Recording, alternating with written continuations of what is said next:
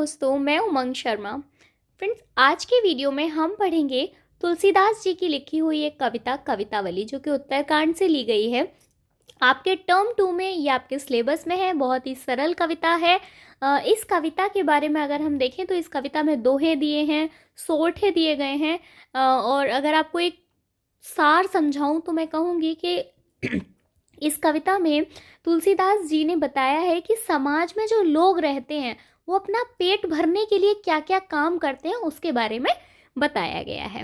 इससे पहले जो कविताएं हैं वो अपलोड कर दी गई हैं, तो आप देख लेना उनको। अगर आपको कोई भी दिक्कत आती है, आपको कोई चीज़ें समझ नहीं आ रही है, तो आपके पास एक बहुत ही सिंपल सा ऑप्शन है कि आप मुझे कमेंट करके बताओ, हम डिस्कस करेंगे। चलिए स्टार्ट करते हैं। किस भी किसान कुल बनिक भिखारी भाट, चाकर चपल नट चोर चार चेटकी, पेट को पढ़त गुण गढ़त चढ़त गिरे, अटत गहन गन अहन अखटेरी, ऊंचे नीचे काम करम धर्म अधर्म करे, पेट ही को पचत बेचत बेटा बेट की, तुलसी बुझाई एक राम घनश्याम ही ते, आग बढ़वागिते बड़ी है आग पेट की। ठीक है, पहले इतना समझते हैं, इसके बाद आगे का समझेंगे। जैसा कि हमने बात की अभी ऊपर कि इसमें समाज के बारे में बताया गया है, तो तुलसीदास जी समाज में जो लोग रह रहे हैं उनके बारे में कह रहे हैं कि समाज में जो लोग रहते हैं, किस भी किसान यानी जो किसान हैं, जो कुल हैं, जो बनिक मतलब जो बनिए हैं, जो भिखारी हैं, जो भाट मतलब जो नौकर चाकर हैं, चंचल और चोर, सभी कार्य करने वाले लोग पेट की आग के लिए कुछ ना कुछ कार्य करते रहते हैं। ठीक है, समझ में आया यहाँ तक कि सभी लोग, चाहे वो बनिया हो, चाहे वो भिखारी हो, चाहे वो भाट हो, नौकर हो, नट हो, चोर हो, है ना, कोई भी हो, ले वो अपने पेट की आग को बुझाने के लिए कुछ ना कुछ काम करते रहते हैं। कोई पेट के लिए पढ़ता है, क्या लिखा है, पेट को पेट को पढ़त, कोई पेट के लिए पढ़ाता है, गुण गढ़त चढ़त गिरे, गुण गढ़त चढ़त गिरे। इसका मतलब है कि तुलसीदास जी कहते हैं कोई पहाड़ चढ़ता है, कोई घने जंगलों में जाकर शिकार करता है, ऊंचे नीचे कर्म धर्म अधर्म करे, यानी कोई ऊंचे नीचे काम करता है, कोई ऊंचे काम करता है, कोई नीचे काम करता है, काम भी करता है, धर्म के काम करता है, कोई अधर्म के काम करता है। तुलसीदास जी कहते हैं कि ये सब पेट के लिए क्या करते हैं, पेट ही को पचत बेचत बेटा बेटकी। मतलब तुलसीदास जी कहते हैं कि पेट की आग बुझाने के लिए बेटा बेटी तक को बेच देते हैं। ठीक है, यहाँ तक सिंपल है। लास्ट की 2 लाइनों में तुलसीदास जी कह रहे हैं, तुलसी बुझाई एक राम घनश्याम ही ते, आग बढ़वागते बड़ी है आग पेट की। तुलसीदास जी यहाँ पर कह रहे हैं कि एक राम ही है जो पेट की आग को शांत कर सकते हैं, जिस तरीके से जिस तरीके से जंगल की आग को बारिश शांत कर सकती है। जैसे जंगल में आग लग जाती है, आप कितनी भी फायर ब्रिगेड्स मंगवा लीजिए, लेकिन उसको अगर ऊपर से बारिश हो तो उस आग को आसानी से बुझाया जा सकता है। उसी तरीके से जो हमारे अंदर की आग है, वैसे ही केवल राम का नाम लेने से क्या होता है, पेट की आग को शांत किया जा सकता है। ठीक है, तो बहुत ही सिंपल है, एक बार जल्दी समझा देती हूँ। जल्दी से सिर्फ इसमें इतना कहा गया है कि समाज में जो लोग रहते हैं, चाहे वो किसान हो, बनिया हो, भाट हो, शिकारी हो, नौकर हो, चंचल हो, चोर हो, सभी अपने पेट की आग बुझाने के लिए कुछ ना कुछ काम करते रहते हैं। कोई पढ़ाता है, कोई पहाड़ चढ़ता है, कोई घने जंगलों में जाकर शिकार करता है, कुछ लोग ऊंचे नीचे काम करते हैं यानी छल कपट करते हैं, कुछ लोग धर्म के काम करते हैं, कुछ अधर्म के काम करते हैं। इस पेट की आग के लिए लोग अपने बेटे और बेटी तक को बेच देते हैं।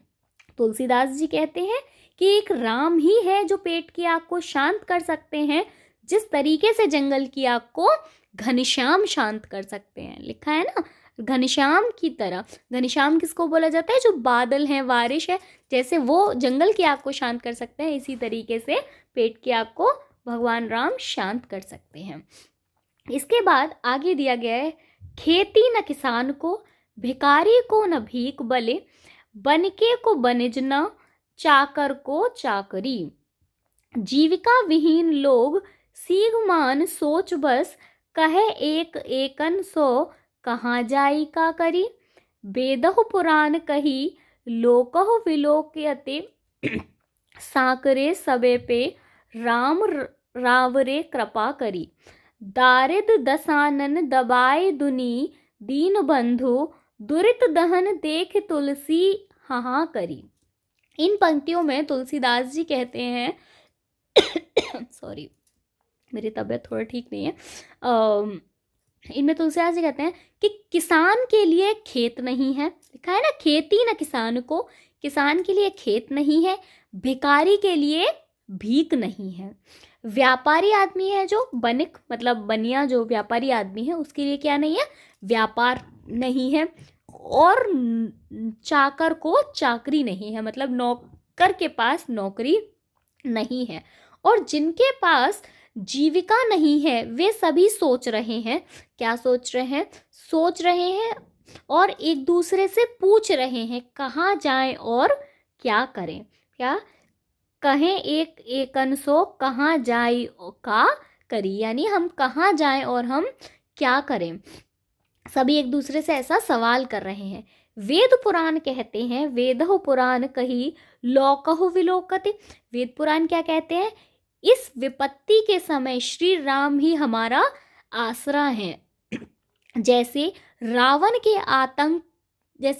का आतंक था वैसी ही दरिद्रता फैली हुई है। तो तुलसीदास जी क्या बोल रहे हैं इसके लिए कि हमें भगवान राम से विनती करनी चाहिए, दुरित दहन देख तुलसी हाहाकार करी, यानी दीन बंधु जो परेशान लोग हैं, परेशान लोग कौन, किसान, भिखारी, जिनके पास नौकरी नहीं है, ये सब क्या करें भगवान राम से विनती करें कि आपने जिस तरीके से रावण के आतंक से लंका को बचाया था वैसे ही आप हमको इस आतंक से बचाओ, क्योंकि ये भी एक आतंक की तरह है। भिखारी को भीख नहीं मिल रही है, खेती करने के लिए किसान के पास खेत नहीं है, नौकर को नौकरी नहीं मिल रही है। ठीक है, चलो आगे की पंक्तियों में यहाँ पे कह रहे हैं कि धूत कहो अवधूत कहो, राजपूत कहो जोला कहो को, काहू की बेटी सो बेटा न ब्याहन, काहू की जात बिगाड़ न सोऊ। तुलसी सर नाम गुलाम है, राम को चाको रुचे सो, कहे कछु ओऊ। मांग के खबे मसीत को सोइबो, लेबो को एक न देबो को दोऊ। यहाँ पे तुलसीदास जी कह रहे हैं कि आज मेरी तबीयत थोड़ा सा ठीक नहीं है तो थोड़ी खांसी हो रही है ना।